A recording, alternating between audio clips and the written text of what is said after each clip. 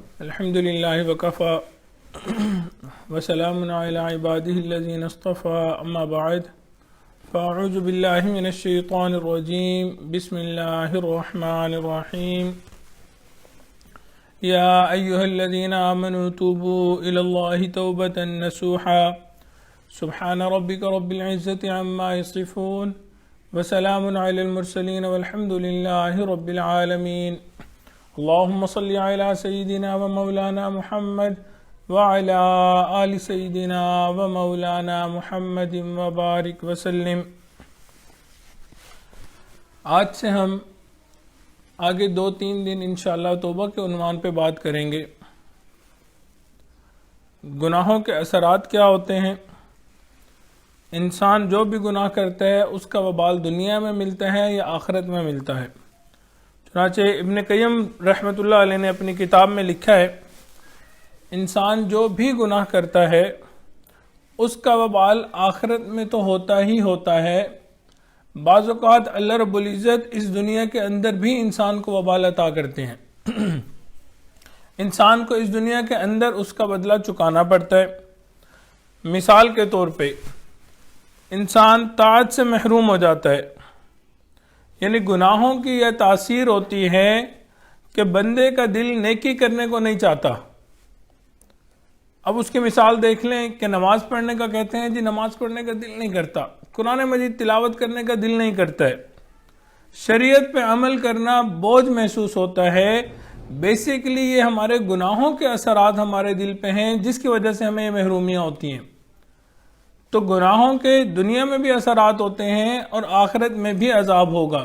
تو دنیا کے اثرات اگر دیکھنے ہو تو انسان دیکھے کہ انسان کا نماز میں دل نہیں لگ رہا، قرآن پڑھنے کا دل نہیں چاہ رہا، شریعت پہ عمل کرنا بوجھ لگ رہا ہے، مشکل لگ رہا ہے، تو اس کا مطلب ہے کہ ہم غلط کام کر رہے ہیں، کچھ گناہ کر رہے ہیں جس کی وجہ سے ہمارے اوپر یہ وبال آیا ہوا ہے۔ پھر ایک چیز یہ ہے، گناہوں کا اثر یہ ہے کہ دل پر بوجھ محسوس ہوتا ہے، دل انسان کا بے چین رہتا ہے، چین نہیں آتا، انسان اللہ رب العزت کو ناراض کرتا ہے، اللہ کے حکموں کو توڑتا ہے، انسان کا دل پاسبل ہی نہیں ہے کہ مطمئن ہو سکے، ڈیفینیٹلی انسان کو بے چینی لگی ہوگی۔ چنانچہ جو لوگ روک پال لیتے ہیں ان کو دن میں اطمینان ہوتا ہے، نہ راتوں میں نیند آتی ہے، ہر وقت دل بے چین رہتا ہے، ایسے لگتا ہے سکون ان سے روٹ ہی گیا ہو، کبھی انہیں سکون ملا ہی نہ ہو۔ وجہ کیا ہوتی ہے کہ انسان کے گناہ ہوتے ہیں جس کی وجہ سے انسان کو دل میں سکون نہیں ملتا، چین نہیں ملتا۔ پھر گناہوں کا ایک اور اثر انسان کے ساتھ یہ ہوتا ہے کہ گناہوں کی وجہ سے انسان کی دعائیں قبول نہیں ہوتی، گناہوں کی وجہ سے انسان کی دعائیں قبول نہیں ہوتی۔ چنانچہ کتنے ہی لوگوں کو ہم نے سنا کہ وہ کہتے ہیں جی دعائیں مانگتے مانگتے تھک گئے، اللہ تو ہماری سنتا ہی نہیں۔ اللہ تعالیٰ معاف فرمائے، اللہ رب العزت فرماتے ہیں ان ربی لسمیع الدعاء، میرا پروردگار تو ہر کسی کی دعا کو سنتا ہے۔ تو اللہ رب العزت دعائیں سنتے ہیں، ہمارے اپنے گناہ ہوتے ہیں، ہمارے اپنے اعمال ہوتے ہیں ایسے جس کی وجہ سے ہماری دعائیں قبول نہیں ہو رہی ہوتی۔ لیکن ہر بات کو پورا کرنا اور ماننا الگ بات ہے۔ ہم اپنی زندگی میں یہ دیکھتے ہیں، اگر کوئی بیٹا اپنے باپ کو ناراض کر لے اور اس کے بعد وہ اپنے والد سے فرمائشیں کرتا پھرے کہ ابو جی مجھے یہ چاہیے، مجھے یہ چاہیے، والد بات کو انسنی کر دیتا ہے، وہ سنتا ہی نہیں ہے۔ کیوں؟ کیونکہ بیٹے نے باپ کو ناراض کیا ہوا ہے۔ اسی طرح جو بندہ اپنے پروردگار کو ناراض کر دیتا ہے پھر پروردگار عالم بھی بعض اوقات اس کی دعائیں قبول نہیں فرماتے۔ تو گناہوں کا ایک اثر یہ ہوتا ہے کہ انسان کی دعائیں قبول نہیں ہوتی۔ پھر گناہوں کا ایک اور اثر ہے، وہ اثر یہ کہ انسان کی نعمتوں کو زوال آ جاتا ہے۔ جو نعمتیں اللہ رب العزت نے دی ہوتی ہیں وہ آہستہ آہستہ واپس جانی شروع ہو جاتی ہیں۔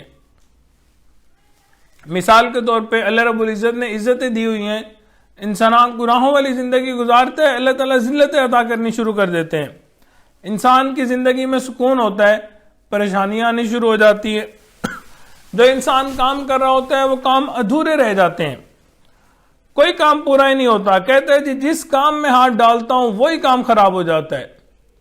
پہلے مٹی کو ہاتھ لگاتا تھا سونا بن جاتی تھی، اب تو سونے کو بھی ہاتھ لگاؤں وہ بھی مٹی بن جاتا ہے۔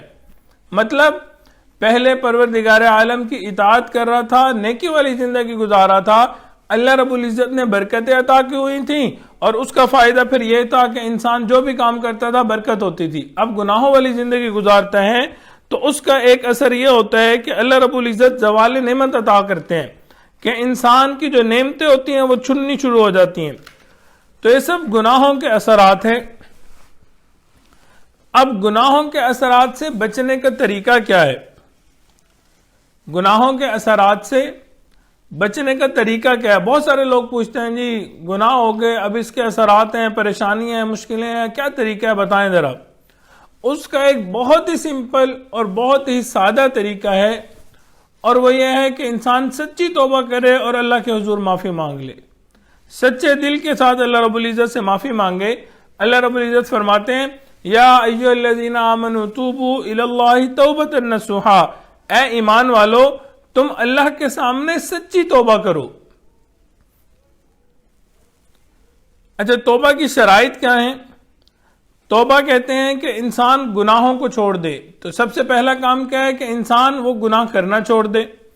دوسرا، ان گناہوں کے اوپر نادم و شرمندہ ہو۔ بعض اوقات انسان گناہ چھوڑ دیتا ہے لیکن جو اس نے کیا ہوتے ہیں اس کے اوپر کوئی ندامت نہیں ہوتی، کوئی شرمندگی نہیں ہوتی۔ تو ایسا نہیں ہونا چاہیے۔ سب سے پہلا کام تو یہ کرنا چاہیے، گناہوں کو چھوڑنا چاہیے۔ دوسرا کام یہ ہے کہ ان گناہوں کے اوپر انسان نادم و شرمندہ بھی ہو، کہ ندامت ہو، افسوس ہو کہ مجھ سے غلطی ہوئی، مجھے ایسا نہیں کرنا چاہیے تھا۔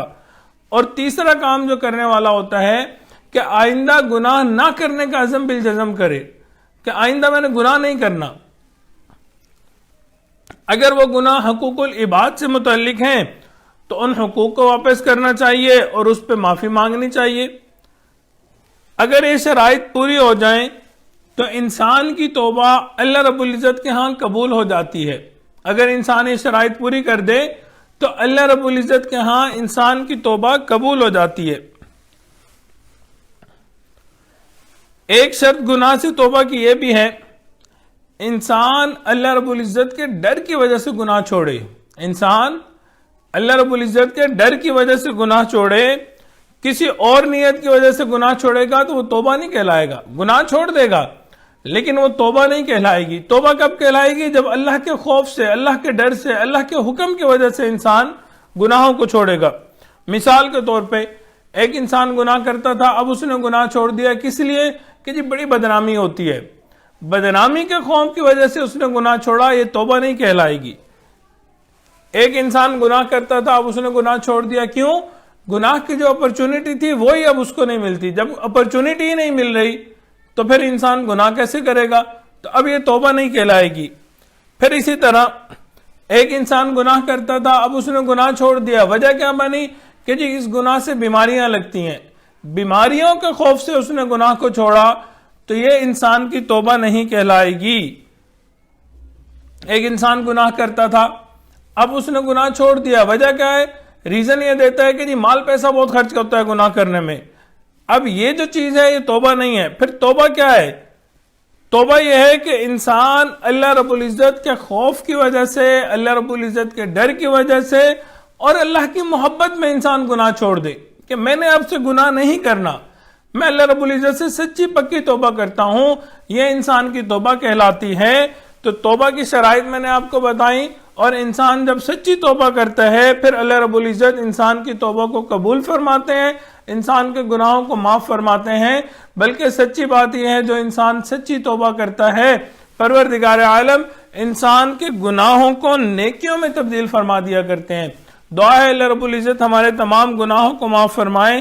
انشاءاللہ کل سے ہم آگے ڈسکس کریں گے کہ توبہ جب کر لے انسان، اس کے بعد کون سے کرنے والے کام ہیں جو انسان کو کرنے چاہیے۔ اللہ رب العزت سے دعا ہے اللہ رب العزت ہمارے اس رمضان کے قیمتی لمحات میں تمام گناہوں کو معاف فرمائے۔ سچے دل کے ساتھ اللہ رب العزت سے معافی مانگتے ہیں کہ پروردگار عالم ہم سے جتنے گناہ ہوئے، جتنی خطائیں ہوئیں، اے اللہ ہم نادم و شرمندہ ہیں، ہم آپ کے بندے ہیں اور آپ کے سامنے آج سچی اور پکی توبہ کرتے ہیں۔ اے پروردگار عالم ہمارے تمام گناہوں کو معاف فرما۔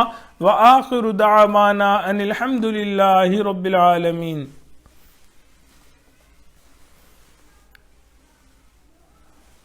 ختم خواجگان کر لیتے ہیں، درود شریف پڑھ لیجیے۔ اللہم صلی علی سیدنا محمد وعلی آل سیدنا محمد وبارک وسلم۔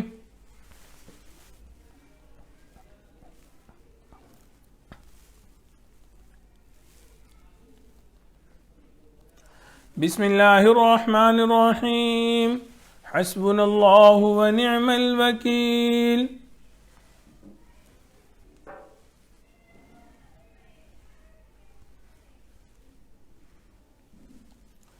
درود شریف اللہم صلی علی سیدنا محمد وعلی آل سیدنا محمد وبارک وسلم۔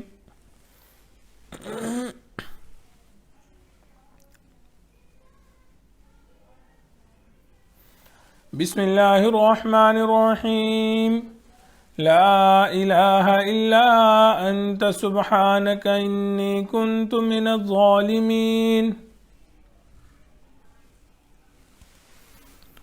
لا الہ الا انت سبحانک انی کنت من الظالمین، لا الہ الا انت سبحانک انی کنت من الظالمین۔ درود شریف اللہم صلی علی سیدنا محمد وعلی آل سیدنا محمد وبارک وسلم۔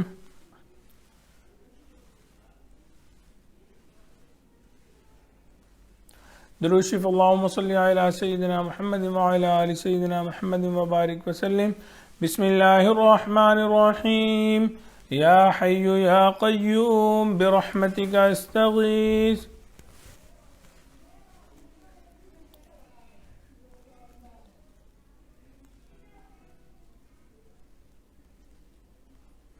درود شریف اللہم صلی علی سیدنا محمد وعلی آل سیدنا محمد وبارک وسلم۔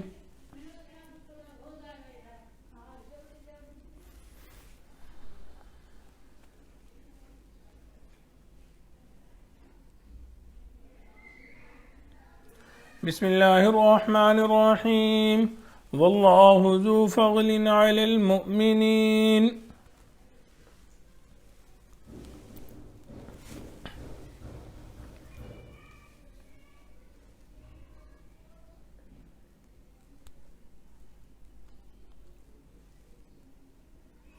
درود شریف اللہم صلی علی سیدنا محمد وعلی آل سیدنا محمد وبارک وسلم۔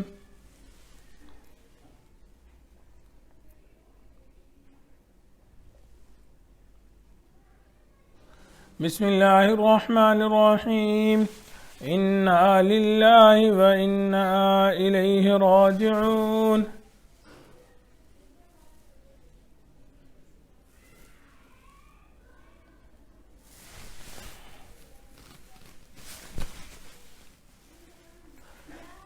درود شریف اللہم صلی علی سیدنا محمد وعلی آل سیدنا محمد وبارک وسلم۔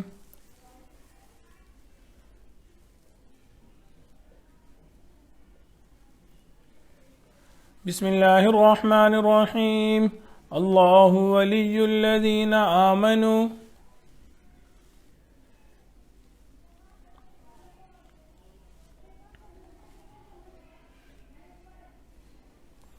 درود شریف اللہم صلی علی سیدنا محمد وعلی آل سیدنا محمد وبارک وسلم۔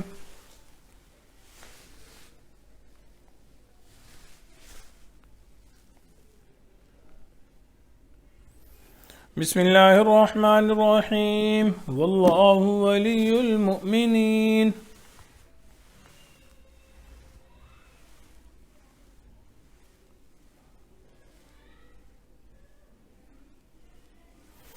درود شریف اللہم صلی علی سیدنا محمد وعلی آل سیدنا محمد وبارک وسلم۔